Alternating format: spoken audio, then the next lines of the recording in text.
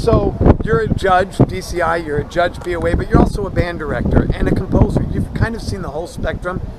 Walk me through some of the most, maybe the top 2 or 3 common musical mistakes people make with their bands. Go. If you listen to my tapes, whether it be in the DCI realm or on the BOA front with marching band. Is it different, by the way, DCI versus, do they make the same mistakes? I think there are a lot of similar mistakes that are made. Okay. And a lot of times, obviously with the drum corps, because of the experience level, things are sometimes done at a little higher level. You have more experience, you have a little stronger players, you have college players versus high school players. But a lot of times the thought process that goes into it is pretty much the same. It may just be at a different performance level. But if you listen to my tapes in any situation, you're probably going to hear me at some point talk about the quality of the sound. And a lot of times, especially in the band world, bands overplay. Kids overplay their instruments. And by that, I mean that they simply overplay past the center of the horn where the horn can't vibrate and create the sound that it's designed to play. I think a lot of us, myself included over the years, are guilty of trying to get too much sound out of our bands just for the sake of volume, and what we lose in that is the quality that we're supposed to be teaching our kids about music and the art form in general. So what about the 40-piece band out there that's going, but I can't create effect with 40 kids unless they really move some air and get some sound? Because let's be honest, it's easier to create effect with the 180 kids than it is with 18 kids. And again, I can only tell you about my experiences as a judge or how I would look at that as a judge.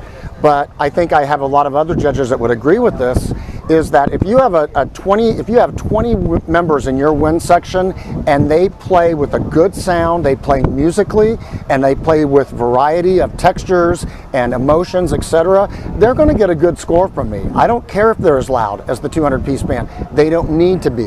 What they need to do is show me some variety of volume within those 20 wind players.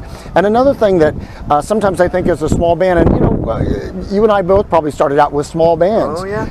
I remember one of my bands had 17 members in it, when I first started. And one of the easiest ways for a small band is to immediately generate some volume is to have a soloist play for a couple seconds. Right. And then the band comes in, and guess what? It sounds really loud. And so by that time the judges probably forgotten the sound of the band that came before, or 20 bands earlier, even if they were 200 members. What they're thinking right now is, I just heard a soloist, and then I just heard those 20 wind players really affect me just because of that change in texture. So using textures wisely with the smaller bands, I think, is very, very important. Just like I think it's important with the bigger bands. There has to be variety. One of those things I always talk to my kids about is dynamics is not a volume level, it's the distance between. Absolutely. People say, oh, my band is loud, not compared to that air horn it is. Exactly. It's all about contrast. So you think contrast can be achieved regardless of the number? It really doesn't matter. And the other thing that's important too is that the one thing that can be achieved no matter what the size of your band is that they sound good. Sometimes I think to myself, I would love to have just a 20-member band again, because I could literally go in and check every individual player. I could check their embouchures, I could check their sound, I could check their equipment, I could make sure that everything's right, and sometimes I wish that I would have that smaller group, because it's hard to do that with a large band. Okay, so what I heard from you today, some actual things are, number one, make sure that the kids are producing characteristic sound, not only for the way the instrument should sound, but it's mechanically designed to operate at that volume level, at that resonance, at that. And number two is that when your band is smaller or bigger, that you want to create as much contrast in that sound as possible to create musical interest. And anybody can do that regardless of the size of your group. Right. And the other thing too would be, real quickly, would be to be musical. No matter what the size of your group, be musical. Play phrases.